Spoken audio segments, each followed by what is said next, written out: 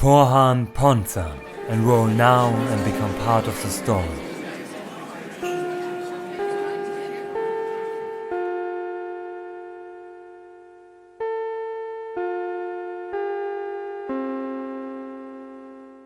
So, this time we diverge from the school program a little bit.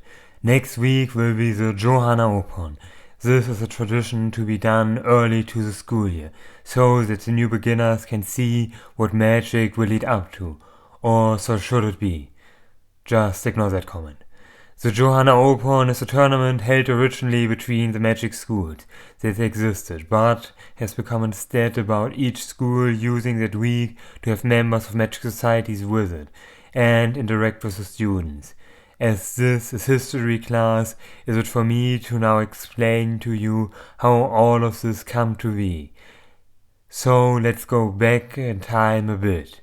This is far past humans needing to figure out how magic works, or more precisely, the point at which they got comfortable with it. To our knowledge was the first tournament like this in 1416, however was it not called Johan Aopon at that time. Humans still refrained from using magical script, and therefore instead called it a gathering of the higher societies, importantly missing the mentioning of magic at all. For those humans was magic, how humans used it, something God blessed them with, lacking any respect for the magists that did every part of the magic. It is true that magic as we use it is far more than anything magists ever could do. However, without them could we not do it at all. The high society was in this case referring to humanity, and not the nobles, with how humans are the ones to do so much more with these powers than magists could do. Well, getting over this questionable pride over something we had no say in was the first Johan Aopon drastically different from what we do these days, or even just a few hundred years later. For this, let's go over a substantial change that happened in modern times, that you will need to know about first. After magic has reached a usable point, did humans start to train to use it for combat, which then in turn led to royal magical knights. While their purpose is to train to fight magists, did they of course also fight in wars against other countries. This gathering of the higher societies was therefore the purpose of showing off, but that's true to prevent others from attacking. For this event did countries meet for politics, and then at the end of the event have their knights fight another. While this was on friendly terms on the surface, was it obviously also there to potentially weaken the forces of the opposing country, with accidental injuries or even being able to pull over the knights to their side. There was a lot of underhanded tactics at play for the sake of politics, and that also sums this up quite well. What this was nothing more than another way of showing political influence. Showing strong fighters physically was one thing, but you could also show off a new and stronger magic weapon than others had, or you could spy out what others have come up with and take it for yourself. Alliances were formed and enemies created all around the presence of magic. It took a long time for these gatherings to turn into something more familiar to today's Johan Aopon, but this actual name was started being used even later. Around 1752 was it, when we started to put the focus more on the magic aspect. As the Johan Aopon was every 4 years, coincidentally lining up with the leap years, was this the 84th meeting at which there was a hard shift. Up to this point was it trending in this direction, but with the witch hunting ending around the time was there also a shift in magic. Humans no longer were this up in arms with magicians, and therefore was this the year magicians split off from the main governing body. This in turn led to them changing the name to Johan Aopon, and also had no longer any political reasons for these meetings. The witch hunt started around 1450, only 13 years after humans started with these gatherings. And this was of course no coincidence.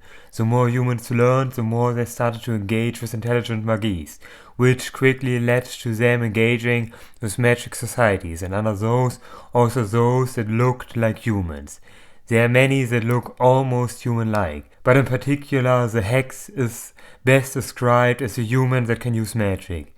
Humans didn't like this, which led to the start of the Hexenjagd in 1450.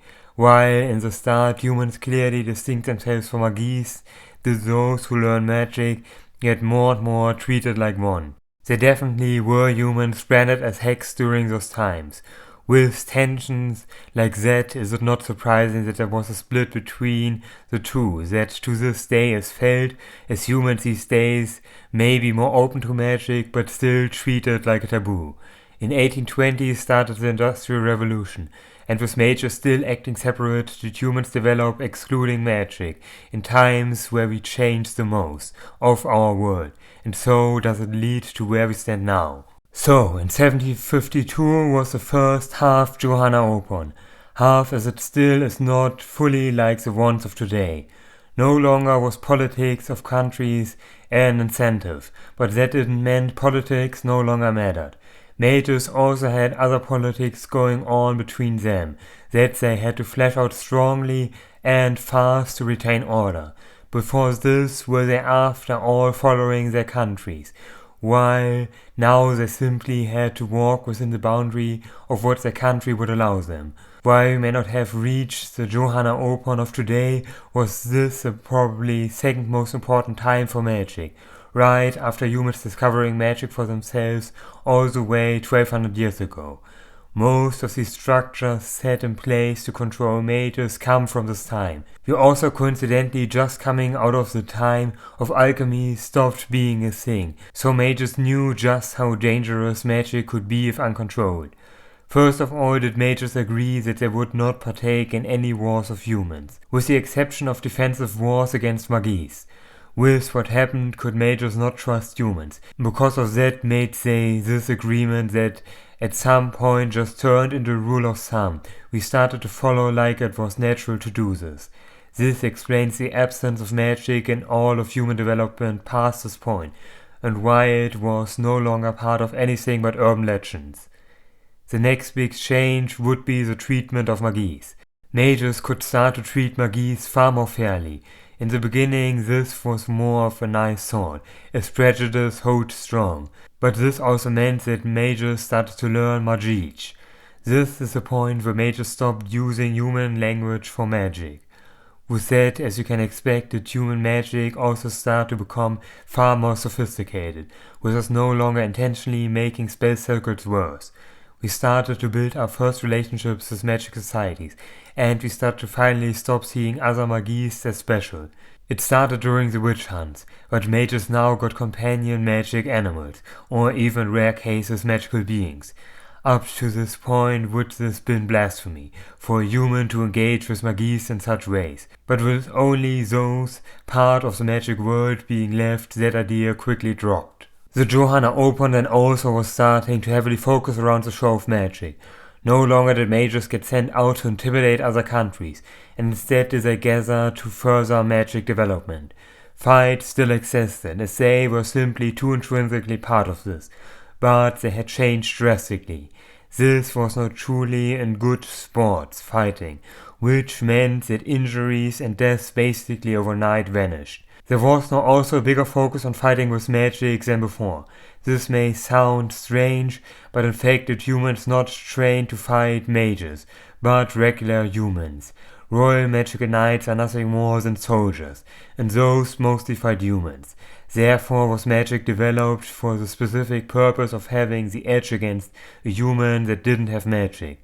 From this day onward did mages train to fight other mages, and later on Magists. This included having to learn how magic works properly, as that is the only way you can counter magic. Out of this developed then in-depth magic analysis that gives us insight on what magic actually is to the degree we have it these days.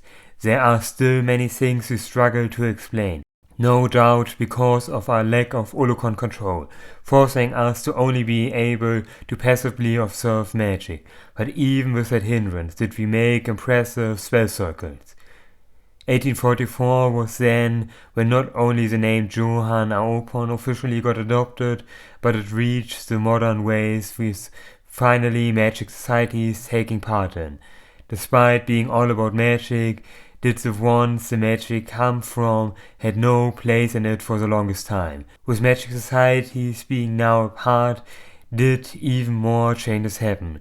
Not only would it be sharing magic research and decide rules for mages, but it also turned to a cultural exchange between mages and magies. Naturally, wouldn't all magies be interested in taking part in a human event, and this was completely voluntary. So mostly did it only serve to create real connections between those magic societies that weren't at odds with humans. Every now and then, however, do also magic societies take part that usually are at bad favors with humans. Overall, did this event became a lay of arms between all races. This does not only include human-magies interactions, but also serves as peaceful gathering between magic societies that are at odds. With this starting to become a cultural exchange, did we also start to increase from once every 4 years to yearly gatherings. However, the only real Johan Aopon is still every 4 years. The one we have this year is one of the ones of the other 3 years, that serves as nothing more than the differing races getting a chance to easily meet those of other races, all focused around the 7 magic schools that exist around the world. After all, is this still a human event? This is no longer the only one of its kind, but the Johan Aopon specifically is the one held by humans.